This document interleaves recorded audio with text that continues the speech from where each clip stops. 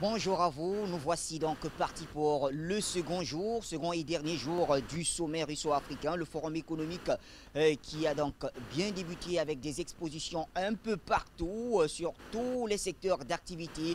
Afrique Média a choisi pour vous encore ce matin de revenir sur l'exposition de l'armée russe. On sait, c'est l'une des plus puissantes armées dans le monde et quand on arrive au siège de l'exposition, on peut découvrir avec vous tout ce qu'il y a comme armement, en tout cas en ce qui concerne ce qui a été exposé jusqu'ici. Et on peut bien voir ce grand hélico sur lequel je peux lire 1108 et sans rien comprendre de tout cela. Fabrice Béon, alors un grand bonjour à vous, pour vous qui êtes, que vais-je dire, notre spécialiste de Russie, correspondant international, mais aussi un fin connaisseur de l'armement russe. Alors, où se trouve-t-on en ce moment et qu'est-ce que c'est que ça? On se trouve dans la partie d'exposition à l'extérieur du centre de conférence du forum donc Russie-Afrique. Il n'y a pas évidemment tout le matériel, c'est quelques éléments à destination évidemment de l'Afrique, puisque tout n'est pas représenté, certains armements lourds qui correspondent à des affrontements en général entre États, ce qui n'est pas le cas aujourd'hui en Afrique. C'est plus un combat donc anti-terroriste. Et dans le cas présent, l'hélicoptère que nous avons devant nous, effectivement, le Mi-35P, c'est un hélicoptère bien utile aujourd'hui dans le combat justement contre les groupes terroristes qui peuvent pulluler dans la région. Donc à savoir dans le cas précis, en Syrie, il a fait ses preuves et bien évidemment il est exposé ici puisque, comme vous le savez, en Afrique de plus en plus, bien malheureusement, se pose la question des entre guillemets groupes rebelles et plus à même, il faudrait les appeler les groupes terroristes. Je parle à Boko Haram, mais aussi certains groupes qui, dans certains pays, empêchent. Dans le Sahel, Al-Qaïda au Maghreb islamique. Voilà, mais même aussi des petites rébellions qui peuvent encore exister, par exemple comme en Centrafrique, qui empêchent aujourd'hui la paix et la stabilité de pouvoir être établis et que les États en question puissent retrouver leur totale souveraineté et donc de maîtrise de leur destin et dans le cas précis de leur développement économique évidemment. Est-ce qu'on a une idée quand même de la portée, la force de frappe de ces genres d'engins? Oui, bah, ils ont. J'ai pas en tête effectivement précisément le rayon d'action. Pour autant, cet hélicoptère, c'est comme un hélicoptère lourd d'attaque. Comme vous voyez, il n'est pas non plus. Il n'est pas non plus léger, il a le pilote et on va dire le tireur. Le reste, ce ne sont que des mécanismes, effectivement, le moteur, le contrôle. Comme vous voyez ici, par exemple, c'est un élément de radar afin de voir même de nuit. C'est ce qui permet donc de pouvoir tirer sur les groupes terroristes. Et qu'on vous voyez à la télé ou sur YouTube, des fois des vidéos qui précisent donc on voit les tirs de nuit sur des groupes terroristes en Syrie. Dans le cas précis, bah, c'est cet hélicoptère qui agit. Alors vous avez effectivement là, vous avez directement les tirs de roquettes qui sont... Juste sur les ailes là, c'est ça? Oui, voilà, sur les ailes, sur les ailerons. Donc ça c'est un élément de tir de roquettes très, très précis. Vous avez aussi un peu plus loin, donc vous avez cet élément qui est une sorte de petit canon, on va dire. Petit canon, et ce que nous avons vu précédemment qui est à la tête de l'hélicoptère, c'est on va dire tout simplement une mitrailleuse directionnelle qui permet de pouvoir suivre par exemple un convoi, une voiture, de tirer dessus, donc de le stopper et après avec ses roquettes effectivement de le détruire. Alors quand on fait face quand même à des rébellions, comme c'est le cas sur le continent africain, vous avez parlé par exemple de la Centrafrique avec tous ces différents groupes armés, vous avez parlé de Boko Haram dans le bassin du lac Tchad, entre le Cameroun, le Nigeria, le Niger et bien sûr ce Tchad même. Alors face à tout cela, est-ce que ceci ne serait pas un peu excessif? Je veux dire économiquement, c'est vrai que vous me direz, pour bien garder l'économie, il faut la sécurité.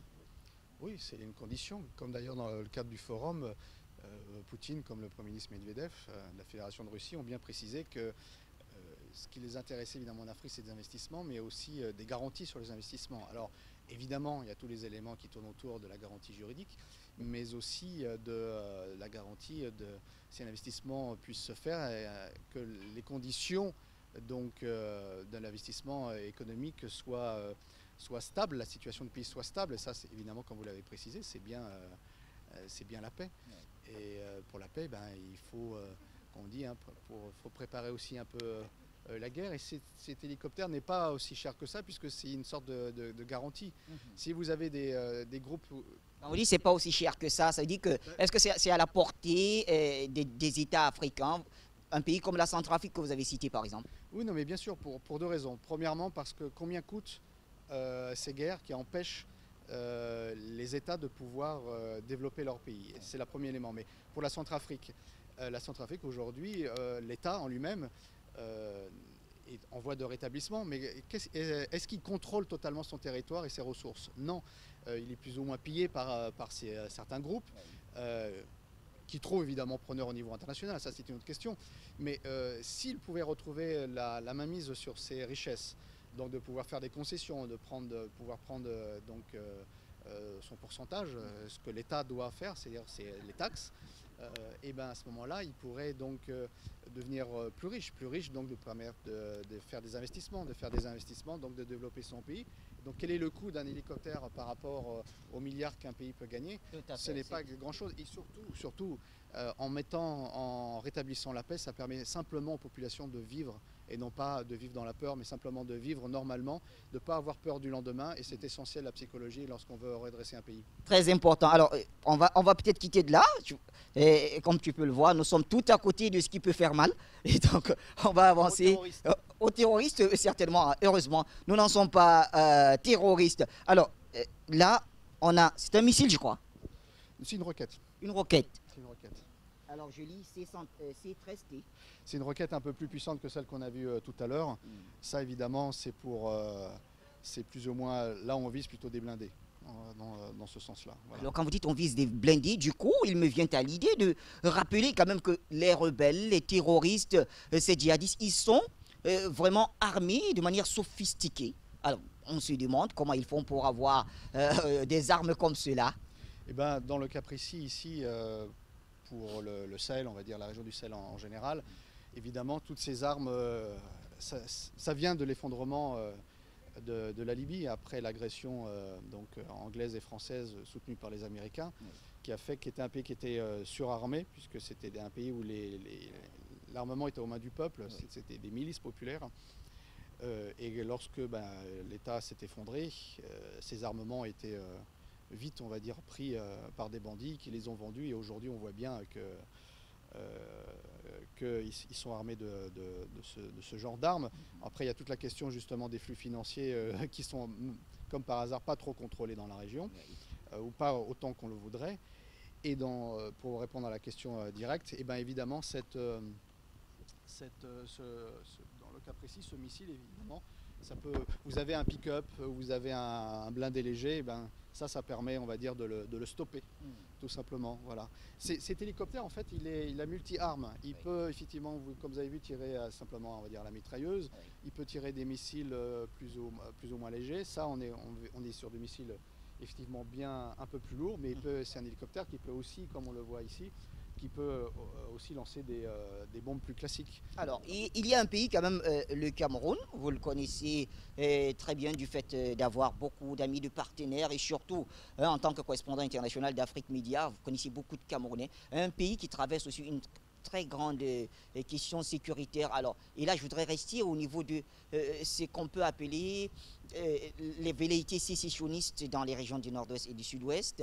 Il y a certes une volonté d'apaisement, mais il y a de la résistance aussi du côté de ces sécessionnistes. Alors, nous avons vu, c'était un bombardier, je ne sais pas, de l'autre côté. Alors, est-ce que notre caméraman va faire... Voilà, très bien. De l'autre côté...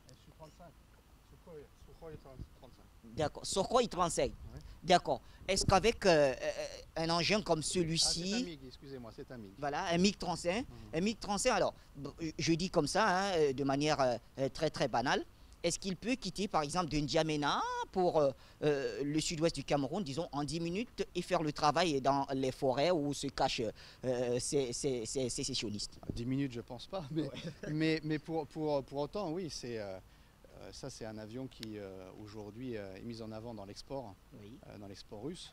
Alors, il y a encore, évidemment, beaucoup de nouveaux avions, mais ça, c'est un avion quand même assez modernisé de dernier cri. Oui. Et c'est plutôt un avion, dans le cas précis, l'armement que l'on voit là, il est dans sa configuration d'attaque. Donc ça c'est autre chose. Oui, il peut réagir rapidement. Un hélicoptère, évidemment, ça doit être plutôt sur zone dans la région. Il ne se déplace pas autant, mais il est plus précis. Mais pour autant, dans le cas précis pour cet avion, évidemment, c'est la réactivité. Oui. Donc voilà. Donc, mais ça, c'est plutôt une arme. Mais c'est un avion quand même ultra rapide, je crois. Oui, bien sûr, bien évidemment. Oui. Oui. Oui, bien évidemment. Mais ça, c'est pour justement réagir d'une manière rapide, comme vous l'avez précisé. C'est un avion qui, en quelques minutes, peut passer, faire des centaines de kilomètres. Oui. Et donc réagir rapidement, par exemple, à Boko Haram qui voudrait, là vous parlez de sécessionnisme, Oui. mais il y a aussi Boko Haram dans le nord qui de temps en temps faisait ou fait des incursions. Voilà, mais ça c'est plus destiné effectivement vraiment à des groupes terroristes par exemple, assez armés. Si on parle de guérilla, ça peut évidemment sur des points précis de rassemblement, mais dans le cas précis, un hélicoptère qu'on a vu, c'est plus la chirurgie esthétique, on va dire, c'est plus précis. Voilà, c'est ça veut dire que là, ça serait excessif que d'utiliser ceci. Non, pour... c'est jamais excessif. Ouais. Quand on veut évidemment avoir une armée prête à défendre le territoire, il faut avoir tout le panel, évidemment. Pour un pays africain, par exemple, il n'est pas présent ici, mais il y a le système Pansir. C'est un système de défense antiaérien, on va dire, à courte portée. Oui. C'est le système qui défend, par exemple, la base aérienne en Syrie, la base aérienne russe en Syrie. Et on a vu avec toutes les attaques de drones qu'ils étaient très efficaces parce qu'ils n'ont jamais réussi à taper un seul avion russe. Donc ça peut, par exemple, un S-300, S-400, c'est pas utile à l'heure d'aujourd'hui en Afrique. Mais des systèmes Pansir contre les drones, parce que ça va arriver, ça, bientôt en Afrique, très certainement. Ça va certainement arriver, puisque je crois que c'est un peu la vision du président Vladimir Poutine aujourd'hui, d'aller conquérir, enfin pas conquérir, c'était peut-être un peu excessif que de dire cela, mais d'aller vers l'Afrique, montrer le savoir-faire russe, notamment sur les questions de l'armement, mais il est aussi, dans son discours on l'a écouté, prêt à accompagner ces pays africains qui voudraient aussi avoir cette technologie. Oui, le but de la vente de l'armement russe, évidemment, il ne faut pas se le cacher, c'est aussi du business. Et la Russie est un marchand d'armement en Afrique, à peu près presque 30% du marché. Pour autant, ce n'est pas simplement cet objet-là de vendre pour vendre. Derrière cela, il y a la volonté de participer à la stabilité de la région face aux différentes crises qu'on peut avoir, les sécessionnismes qui sont soutenus par l'étranger pour apporter le chaos et empêcher l'Afrique émergente de pouvoir se libérer de l'emprise néocoloniale. Il y a cela.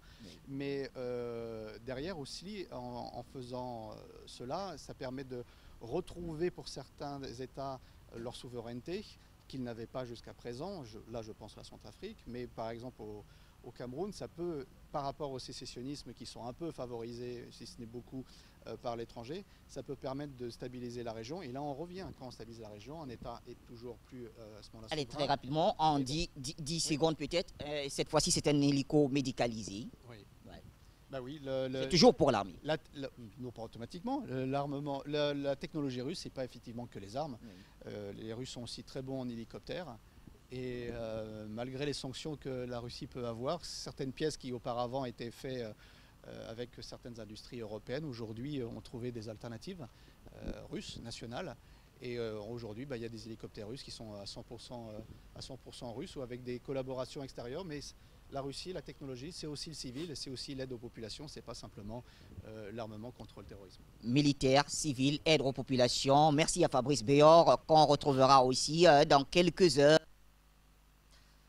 Merci de nous renvoyer l'antenne ici à Sochi. Nous y sommes bien sûr dans le cadre de ce grand sommet, le premier du genre, Russie-Afrique, et bien sûr la première journée qui s'est très bien achevée. Tout le monde, ou presque, est parti, sauf les expositions.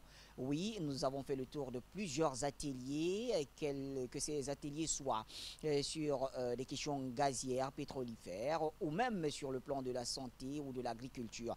Mais le plus important en ce moment pour nous, c'est qu'Afrique Média a une autorisation spéciale pour s'approcher du matériel militaire. Alors, Fabrice, déjà, pour moi, je suis un profane concernant tous ces matériels militaires, ce grand hélico derrière et ces véhicules de guerre.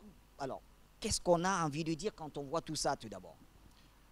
Ici, déjà, les Russes, dans le matériel qu'ils exposent, il n'y en a pas énormément, mais quelques-uns, et c'est les principaux qu'on peut voir d'ailleurs actuellement d'un point de vue, lorsqu'on regarde l'actualité, en particulier le terrain syrien. Oui. On voit donc derrière nous un hélicoptère, c'est le Mi-35P, c'est un hélicoptère, on va dire, dernière génération, qui s'est encore amélioré avec son action sur le terrain en Syrie. Dans tous les domaines justement, puisqu'on a pu tester beaucoup de choses dessus. Donc il est aujourd'hui, on va dire qu'il est à la pointe de la technologie. Et les autres matériels que nous avons sur notre côté, sur notre droite, ce sont des matériels effectivement qui aujourd'hui sont employés par la police militaire russe en Syrie, qui est bien aujourd'hui, qui est médiatisé. C'est toute récente, la police militaire russe, c'est tout récent. Et ils ont ces véhicules évidemment protégés afin, dans le cas précis, d'intervenir sur les lignes de front pour faire valider le cessez-le-feu, comme celui qui vient d'être d'ailleurs normalement fait entre Poutine et Erdogan en ce qui concerne le nord de la Syrie. C'est tout récent, c'est aujourd'hui. Et ce sont ce genre de véhicules que vous allez voir de plus en plus à la télé patrouiller le long des frontières syriennes. Et ces véhicules sont des véhicules tout modernes puisque il faut revenir un peu en arrière. En 2008, lorsqu'il y a eu l'agression géorgienne contre l'Ossétie du Sud, la Russie est intervenue pour défendre donc ses habitants qui étaient attaqués en pleine nuit avec des missiles Grad. Et l'armée russe a gagné parce qu'elle était plus importante en nombre, mais pas parce qu'elle était au sommet de sa technologie. Et depuis, la Russie a rattrapé son retard et avec ce qui s'est passé en Syrie, elle a pu se mettre, et bien évidemment... Alors, on va se rapprocher un tout petit peu. Vous avez toujours la parole, et rassurez-vous. Ce sont des missiles, je crois. Ici, ce sont des missiles, oui. Oui. Alors, adaptés au terrain africain également, puisque là, on s'adresse quand même à l'Afrique. La Russie s'adresse à l'Afrique. C'est des hélicoptères qui sont employés aujourd'hui dans le combat antiterroriste. Et on voit bien l'efficacité que ces hélicoptères en Russie ont fait contre l'État islamique, contre aujourd'hui Jabhat al-Nusra, qui s'appelle le HTS aujourd'hui, enfin c'est Al-Qaïda en Syrie. Oui. Et on voit bien que c'est un hélicoptère qui est la frayeur de ces djihadistes, de ces terroristes. Et on voit bien l'efficacité qu'il mène.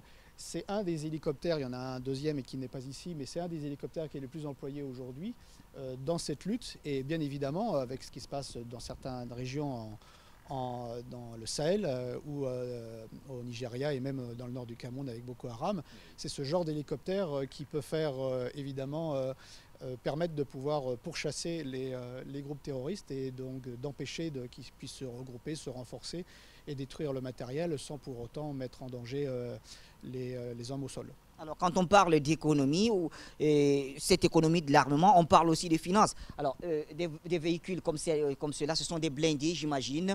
Est-ce qu'ils sont aussi adaptés au terrain africain, des véhicules comme ceux-là? On a l'habitude quand même de les voir sur des terrains un peu comme ce fut le cas en Syrie, par exemple. Je pense que la Syrie ou le Sahel, il y a certains endroits, c'est à peu près pareil. Hein. Ouais. Dans le désert que vous avez, on va dire, entre Palmyre, par exemple, qui est en plein désert, jusqu'à Deir ez-Zor, ou alors jusqu'à la frontière irakienne, c'est vraiment le désert, quoi. Donc il y a des endroits qui peuvent se ressembler dans le Sahel. Et ces véhicules sont des véhicules tout-terrain qui sont prévus, c'est des transports de troupes. Ils n'ont pas de puissance de feu énorme, ils sont faits pour transporter justement des troupes. Dans le cas précis de la police militaire, pour le Tigre, pour le Typhoon, là c'est autre chose. Là on est plus proche des commandos effectivement de combat et qui sont faits justement contre les mines, pour protéger le personnel et qui sont faits pour aller justement partout.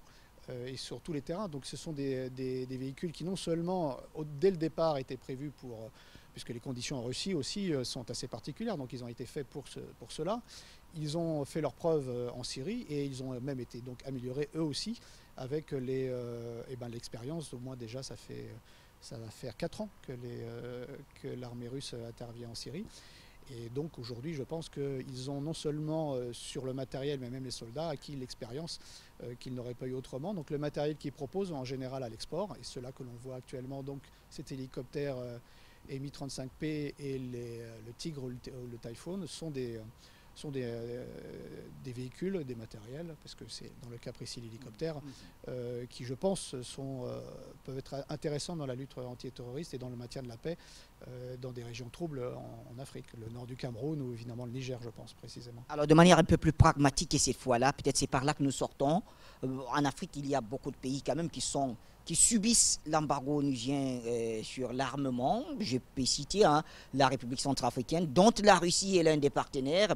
Et il y a aussi cette question où beaucoup de pays vivent avec des populations au seuil de la pauvreté, à peine on peut sortir. Alors, parler encore de l'armement, est-ce que cela est accessible quand même aux pays africains? Bien sûr, parce que la pauvreté, on ne pourra la résoudre que s'il y a évidemment le développement de richesses économiques. Oui. Celle-ci ne peut, on va dire, se créer. On parle de certains pays, l'émergence, mais il y a certains pays qui aimeraient bien être à ce stade d'émergence. Oui. Pourtant, ils en ont les moyens, comme la Centrafrique.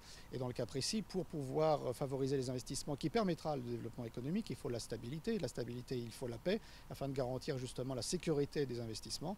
Et pour le faire, il faut certains armements. Et dans le cas précis, il faut lutter contre les troubles. Il faut donc lutter dans le cas... les terroristes ou les groupes armés qui ne voudraient pas accepter les accords de paix, comme je pense en Centrafrique, avec les manipulations des uns et des autres, je pense à la France-Afrique en particulier qui fait son jeu et les Américains, ce genre d'hélicoptères ou ce genre de véhicules, effectivement, peuvent vraiment faire leur rôle. Maintenant, vous savez, la Russie, les prêts que fait la Russie, comme ils l'ont dit, c'est pas non plus évidemment des cadeaux, mais pour autant, leur objectif n'est pas de vendre des armes. Leur objectif, même si évidemment il y a un intérêt financier, c'est une évidence, mais pour autant, si ils vendent des armes, que celles-ci sont utilisées évidemment correctement puisque formées par l'armée russe, ou tout du moins par des militaires russes, ils aboutiront à un résultat plus rapide. Et le résultat, ce que veut faire la Russie, c'est réduire donc les poches d'instabilité ou de terrorisme dans certains cas, pour ramener la stabilité, ramener la paix, pour que l'État souverain puisse, dans le cas précis, je pense à la Centrafrique, puisse se redresser et à partir de là profiter de ces richesses qui, depuis très très longtemps, pour ne pas dire même depuis tout le temps, n'ont profité qu'à quelques-uns. Soit évidemment les puissances anciennement néocoloniales, ou alors certains groupes justement bandits qui sont entre eux un mélange de terrorisme et de bandits. Pour cela, il faut à un moment employer la force. La Russie fait des accords de paix comme ils l'ont fait, favorise des accords de paix comme ils l'ont fait à un moment au Soudan, comme ils le font maintenant énormément en Centrafrique. Mais il y aura toujours quelques-uns qui voudront perturber. Ceux-là, il faudra les mettre au pas et on les met au pas avec des armes et des armes qui fonctionnent. Et la Russie a montré que ces armes fonctionnent. Et bien sûr, les armes qui fonctionnent. Merci Fabrice. Voilà donc qui est dit. L'armée russe est donc au rendez-vous pour ce premier sommet Russie-Afrique, vous l'avez compris. Donc, il y a un élément à préciser peut-être, oui, je vois Fabrice. Oui, les armes qui fonctionnent parce qu'on a vu les missiles américains Patriot qui devaient normalement protéger l'Arabie Saoudite de certains de missiles et d'avions. On a bien vu qu'ils n'ont pas fonctionné. Donc il y a certains pays dont leurs armes coûtent très très cher et qui ne fonctionnent pas, et d'autres qui sont plus économiques comme la Russie et qui ont démontré leur efficacité sur le terrain en Syrie. Plus rien à dire, messieurs, à vous le studio.